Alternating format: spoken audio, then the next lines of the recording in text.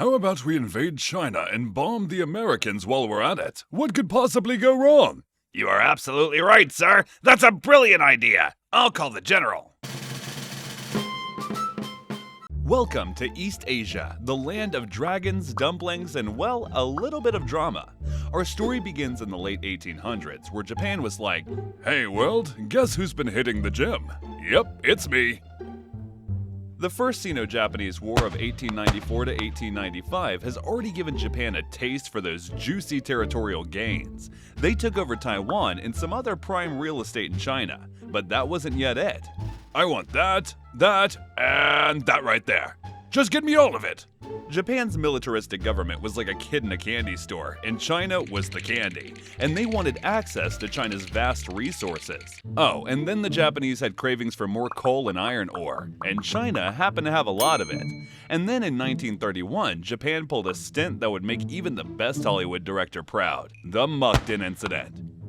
Hey, do you think maybe we are the bad ones? Why? Just because we use this false flag operation to justify an imperialist war? No, I don't think so. And then there just happened to be an explosion near a railway that Japan owned in Manchuria. Coincidence? I don't think so. So Japan used this bang-up job of a blast as an excuse to occupy Manchuria and set up their own puppet state. Congratulations, guys, this is now Japan. No, you weren't supposed to say that. Manchukuo. It is now Manchukuo. And so they called their newfound puppet state Manchukuo, and the world watched. Some jaws dropped, and the international community was like, did they? Oh dear, they did. But don't worry, because global action was right around the corner. Or was it? The League of Nations, the bastion of international cooperation, was like, "Hey Japan!" Not cool, man. Not cool. Anyway. And then in 1933, Japan was out of there and just withdraw from the League of Nations. So while Japan was busy sharpening its expansionist appetite, China had its own kitchen full of issues to deal with. Political fragmentation, economic instability, and just a sprinkle of social unrest were issues facing China. You know, the classics. And then we have Chiang Kai-shek, the captain of China. He was leading the nationalist government trying to wrangle all those issues into submission. Imagine herding cats, but the cats were warlords and communists. But wait, there's more. Chiang wasn't just wrangling cats. He was also on a quest to modernize China.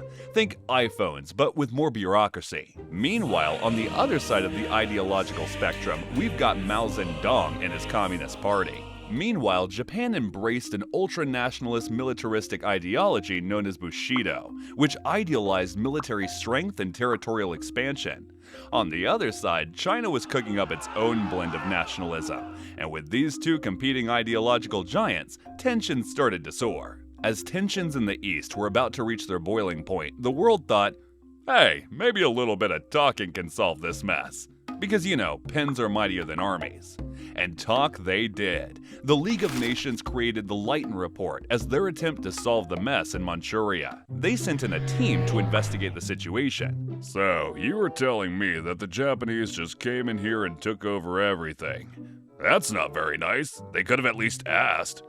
But guess what? The Leighton Report's recommendations were about as effective as a wet noodle in a sword fight. But Manchuria wasn't yet enough for Japan. Let's fast forward to 1937, and we enter the Marco Polo Bridge Incident, the spark that started a full-scale conflict between the Republic of China and the Empire of Japan. I dare you to cross this bridge. Oh, you bet. I'm crossing it. And just like that, the skirmish started, and the Second Sino-Japanese War was now officially in full swing. The Great Invasion tradition. It's like Thanksgiving, but with tanks. And oh boy did the Japanese come prepared. The military tech was state-of-the-art. They were ready to fight. Tanks, planes, and a pinch of superior tactics. The perfect recipe for rapid advance. Hold up! You can't just take over all our territory like that! Actually, that is exactly my plan.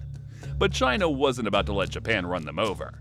The Chinese nationalist forces, led by Chiang Kai-shek, decided to throw some guerrilla warfare into the mix. And that's not all, because the Chinese Communist forces, led by the man, the myth, the legend, Mao Zedong, also joined the party. Mao was all about those guerrilla tactics, adding a dash of communist flair to the battlefield as well. With tactics as diverse as a buffet, the Chinese forces were ready to rock and roll. But the war had its dark side too. We're talking brutal atrocities, and none more infamous than the rape of Nanking in 1937.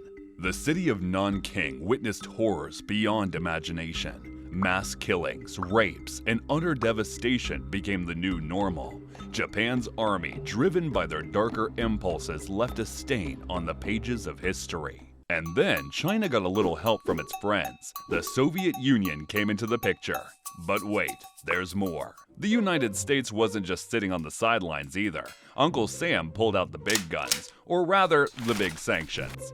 As the war moved along, Japan still hadn't enough. China isn't enough. Let's invade the rest of Southeast Asia as well. It's like they had a passport to territorial conquest. Japan went on an expansion spree, hitting up places like Indochina and the Philippines for some sun, surf, and, well, colonization. But Western powers weren't thrilled about Japan's imperialist course. They're taking all the best spots. We want them. Oh, I thought we don't do that sort of stuff. Oh no, you're right. How dare they invade other countries? Japan's territorial thirst came with a downside though. They started to face resource shortages, and as we enter the year 1941, tensions skyrocketed between Japan and the Western powers. And then, the Japanese made a decision that would change the course of the war. They attacked the US-American naval fleet at Pearl Harbor. Now the stage was set for an even larger global conflict, and Japan joined the Second World War. And meanwhile, China was like the unexpected hero of the story, holding their positions and giving Japan quite the run for its money. No, you can't have me!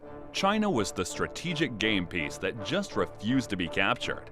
And speaking of allies, the Soviets were sweeping down from the north like a blizzard in winter. The tide was turning in favor of the allies, and the spotlight was on China.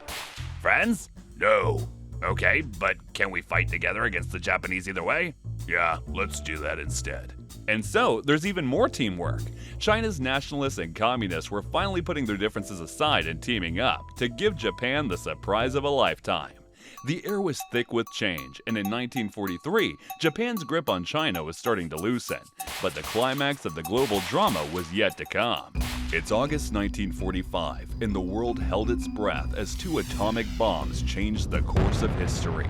The Empire of Japan had no choice but to surrender, leading to the end of the Second World War.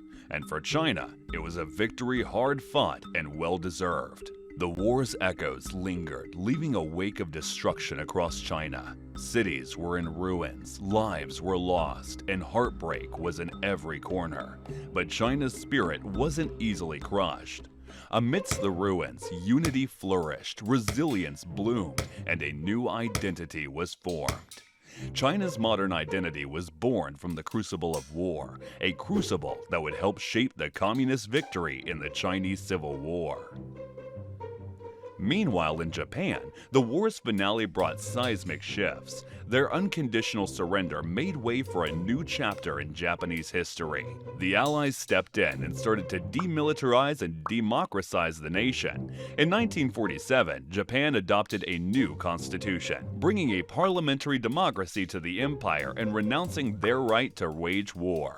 The post-war years brought an astonishing transformation. With a dash of international aid and a sprinkle of investment magic, Japan began to flourish again.